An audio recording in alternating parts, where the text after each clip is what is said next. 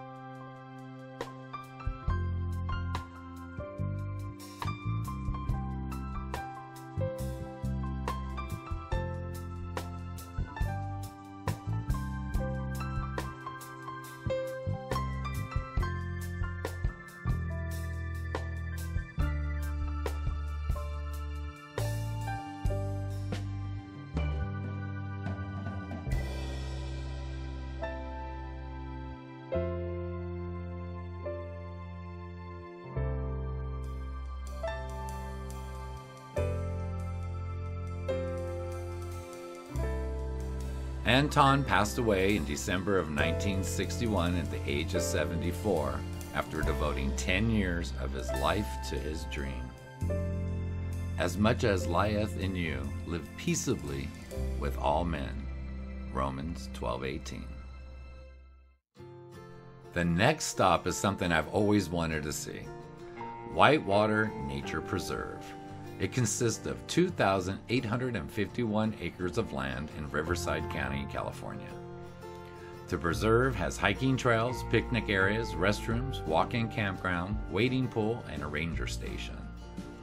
Growing up in LA, my family had a vacation home in Salton City, so at least once a month for our whole childhood, we would drive east on the 10 from Los Angeles, and we'd pass over a bridge, and the sign read, Whitewater River.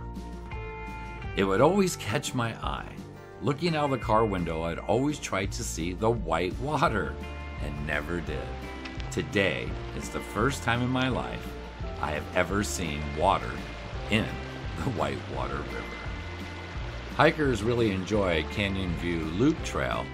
It crosses the river and intersects with the Pacific Crest Trail. The Pacific Crest Trail, PCT, begins in Southern California at the Mexican border and travels a total distance of 2,650 miles through California, Oregon, and Washington until reaching the Canadian border. The Whitewater Preserve Visitor Center is at an altitude of 2,223 feet. The preserve is located where the Mojave Desert and Sonoran Desert overlap. Leaving Whitewater Preserve, those mountains straight ahead are the mountains above Palm Springs. I made my way to find a good dispersed camping spot and settled in for the night. Hey Mom, check this out. In the early morning hours, I peeked out the window and saw this guy running around. What do you think? Does that look like a coyote? I think so. Alrighty then, let's get this day started. As I leave the Landers area, we head to Desert Hot Springs. Let's start the day with a visit to Cabots Pueblo Museum. Cabot was a man who took risks, traveled, and was a pioneer of desert hot springs. In 1913, at the age of 30, Cabot homesteaded 160 acres. Pressed for water, he dug a well with a pick and shovel, discovering the now famous hot mineral waters. He dug a second well and discovered the pure cold water aquifer. These two wells, hot and cold, gave the area its nickname, Miracle Hill. Cabot, also referred to as Mr. Desert Hot Springs, built the Pueblo as a museum with the intention of displaying his impressive collection of Native American art and artifacts, as well as souvenirs of his travels and his own works of art. Cabot built his museum and home from railroad crossing ties, telephone poles, to adobe bricks. His museum and home encompassed the 3 R's: reuse, recycle, and reduce. From Cabot's courtyard, you enter the museum portion of his home first. With the nominal entrance fee and a guided audio tour, it was amazing. The town of Desert Hot Springs lies on the Mission Creek strand of the San Andreas Fault System. Of geological interest is the fact that Desert Hot Springs is the only desert city of the Coachella Valley that lies on the American tectonic plate. The rest are on the Pacific plate. Cabots Pueblo is a marvel of engineering and design. In fact, it gave me flashbacks a bit of the Winchester House. The home was built in the beginning of 1941 and was always intended to be a museum in addition to the residence for Cabot and his wife Portia. The Hopi-inspired building is handmade and created from reclaimed and found materials from throughout the Coachella Valley. Cabot used recovered lumber from his original homestead built in 1914 on the other end of Miracle Hill. Additionally, he purchased abandoned cabins, dismantled them to use the materials for the Pueblo. The kitchen was full of amazing artifacts. The Pueblo has 4 stories, is 5,000 square feet, and includes 35 rooms, 150 windows, 30 roof lines, and 65 doors. Like I said, reminds me a bit of the Winchester House. He even added a primitive safe. It's just a mason jar in the wall. You throw your valuables in, screw on the lid, and put a table in front of it. So clever. Off the kitchen was the telephone room. A whole room just for your telephone. And it was, back then, a party line. As you exit the telephone room, you step down from hardwood floors to a dirt living room and dining room area. Cabot did this intentionally so he could welcome the Native Americans to his home, in hopes that they would feel more comfortable. Cabot bought a burro for $10 and named him Merry Christmas because it was about that time of the year. The burro was known to visit Cabot every morning for breakfast, and he loved pancakes. He would also curl up against the fire and hang out at night. I'm sure having an earthen floor helped a lot with Merry Christmas. Desert Hot Springs is one of the few places in the world with naturally occurring hot and cold mineral springs. The Mission Creek branch of the San Andreas Fault bisects the area, and on one side is the cold water aquifer, and on the other is the hot water aquifer. Let's venture upstairs through this very narrow staircase. Cabot was a Freemason, and Portia studied astrology. She also taught to the locals applied psychology and self-help. The master suite for its day was total luxury. They even had a vacuum cleaner. Cabot encouraged artists to come, stay, and work on the Pueblo. 2 small apartments with surrounding roof decks were available for visiting artists, friends, and family.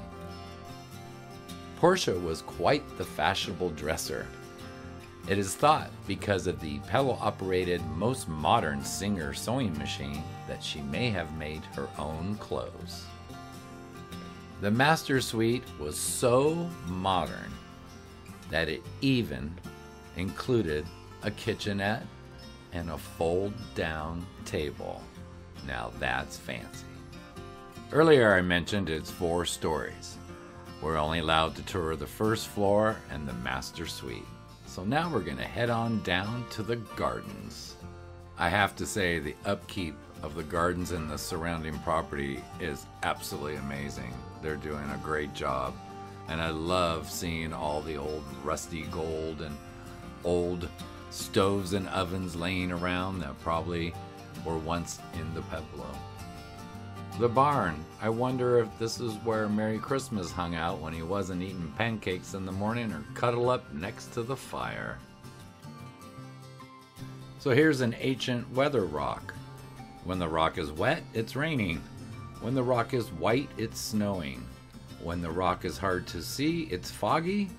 And when the rock is moving, it could be windy or an earthquake.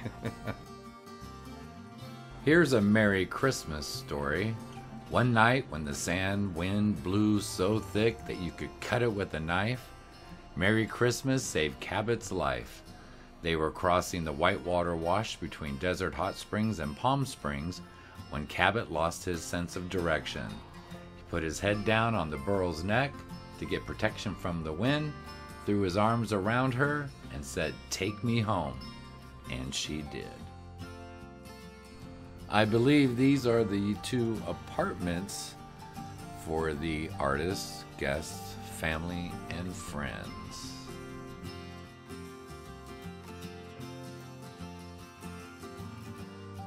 Here are a couple vintage signs from the hot spring spa days. In the background is Waiokea, meaning traditional helper in Lakota Sioux language, carved by artist Peter Wolf Toth. He was completed in May of 1978. His face is 22 feet tall and was carved from a single 45-ton sequoia redwood log. The feather is 15 feet tall and was created from incense cedar from Idlewild. What a cool little stop in Desert Hot Springs. Just down the road from Cabots Pueblo is Pet Haven Pet Cemetery. Charles Stewart founded the Pet Haven Pet Cemetery in 1964. Pets from cats, dogs, to potbelly pigs are buried in the 2.5-acre site. In the 1950s, this area was called Dogtown.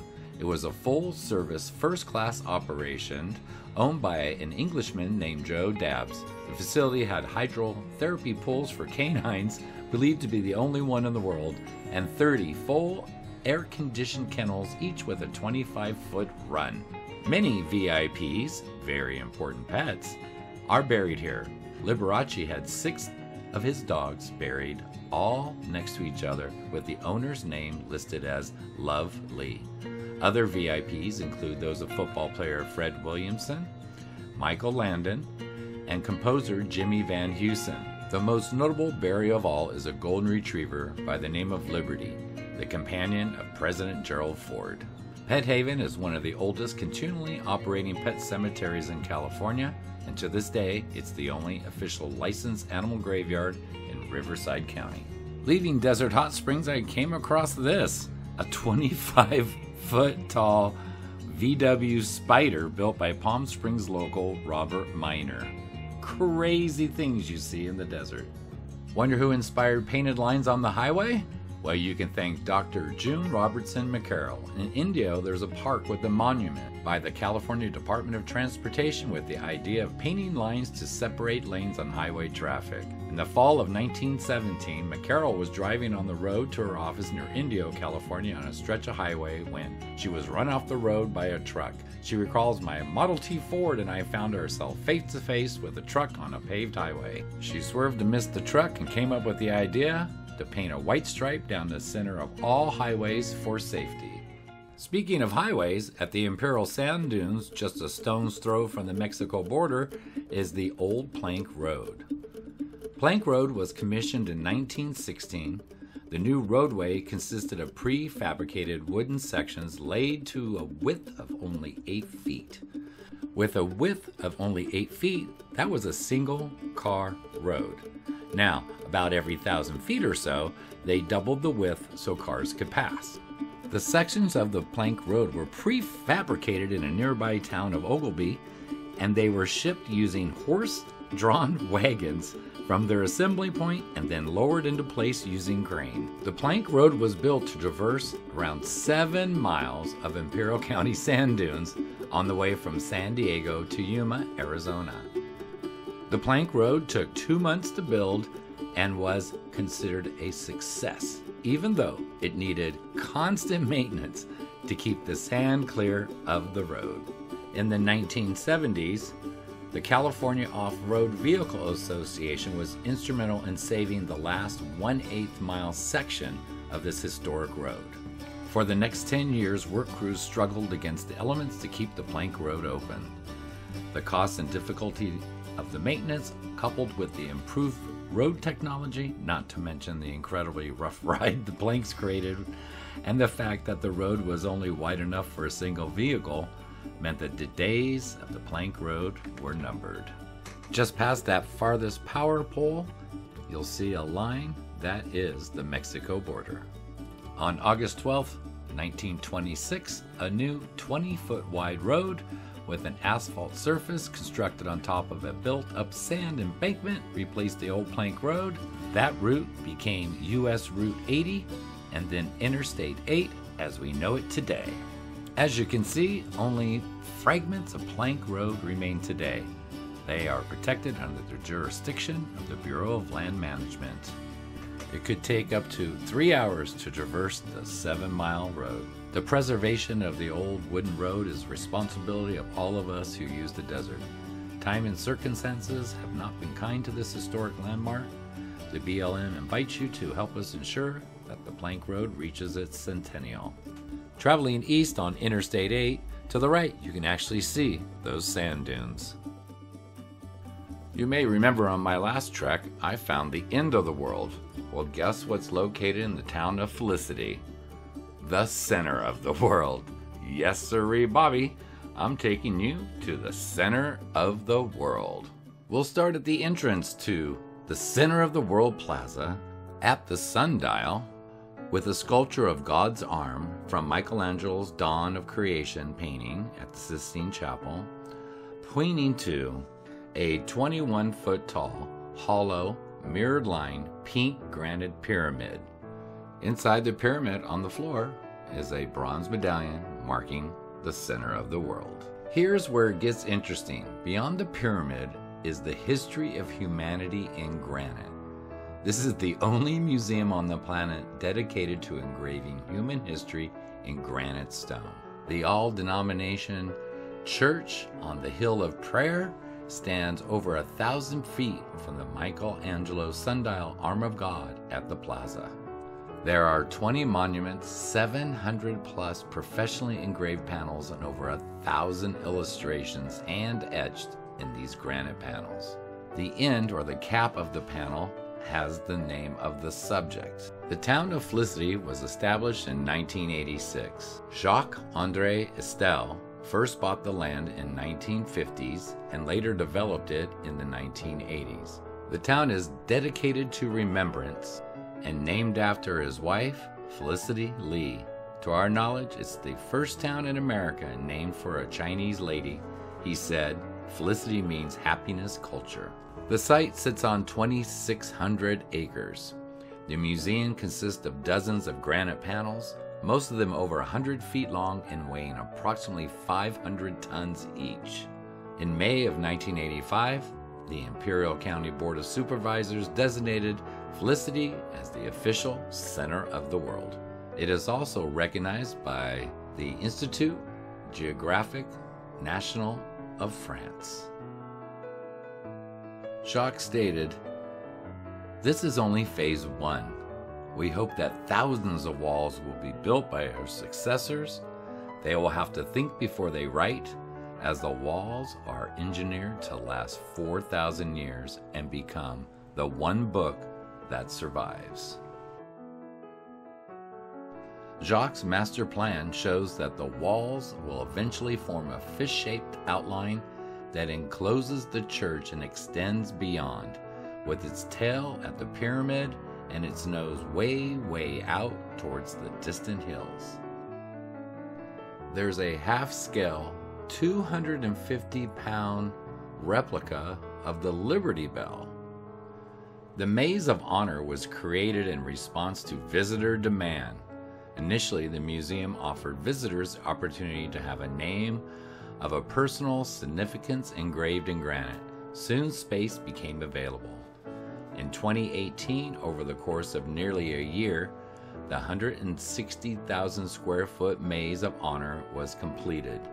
From above, the structure is reminiscent of 3 interlocking circles, perhaps suggesting the notion of past, present, and future. Each curved reinforced concrete wall is 6 feet high and 1 foot thick, built to withstand the test of time. The maze isn't literally a maze. You will not lose your way, but its shape certainly invites visitors to participate in ancient practices of labyrinth walking. Employed by different faiths, labyrinths offer a peaceful space for contemplation, meditation, and prayer. It's the ultimate who's who, as Jacques called it. Adjacent to the parking lot is a 25-foot tall, 6,600-pound spiral staircase. This is section 12 of the original stairway of the Eiffel Tower. It's one of the 20 such sections from the 500 feet that were replaced by the French government in 1983. In closing, no matter where you are, you will always be at the center of the world. Life consists both of the serious and whimsical. Jacques-André Estelle. The year was 1928. Antelope Bridge, built in 1915 over the Gila River near Yuma, was sustaining damage with every flood. Repair bills were mounting. The state decided to abandon the bridge completely and build a new one. Arizona State Engineer Lamar Cobb decided to build a long suspension bridge over a ford in the river at Dome, about 15 miles east of Yuma. It would be named McFall Bridge, in honor of Henry Harrison McFall, a Yuman who served with the Arizona Rangers. In January 1928, the Arizona Highway Department contracted the Levee Company of Denver to build the structure for $152,000. Although Highway Department engineers had outlined the bridge's location and span, Levy engineered the bridge with the assistance of a nationally known consulting engineer.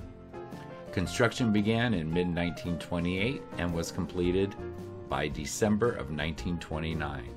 The bridge carried traffic on US 95 until 1968, when it was deemed unacceptable for modern, heavier cars.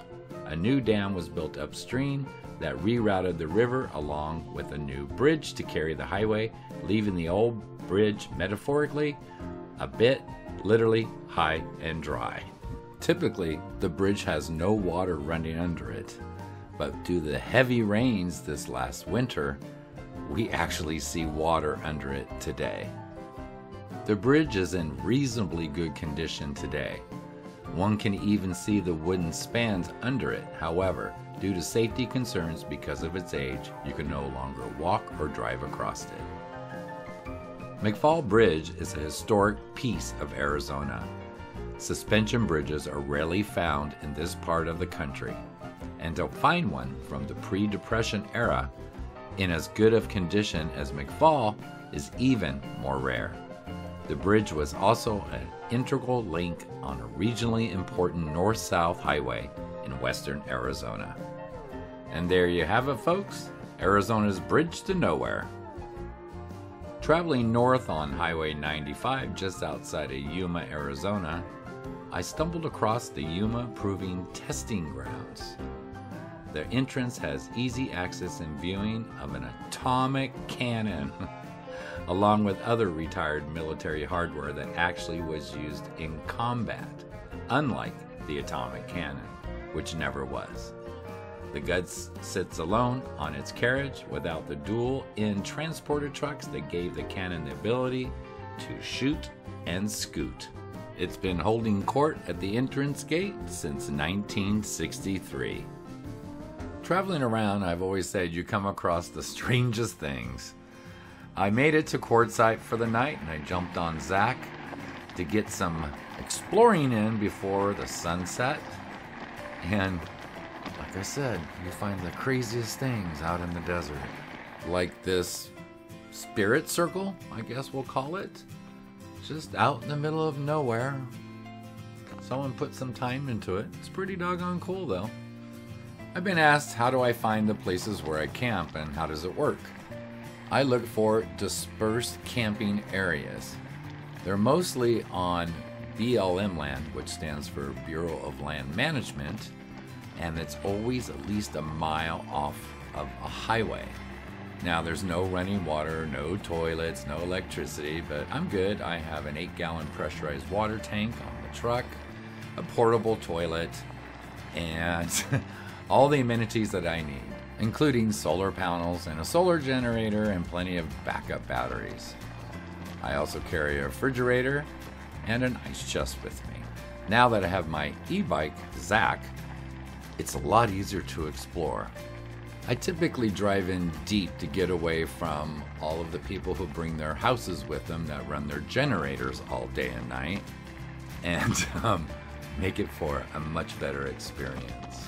Typically, you can camp on these areas for up to 14 days at no charge. The rule of thumb is to drive in and look for existing fire rings.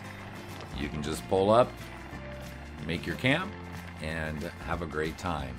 They really frown upon people making new fire rings, as there are plenty out there actually. There's no reason to make a new one. All of my lighting is red lights. This way it doesn't affect you seeing the stars at night. A huge thank you to everyone who watches my videos and gives them a like. I really appreciate it. Love you, Mom.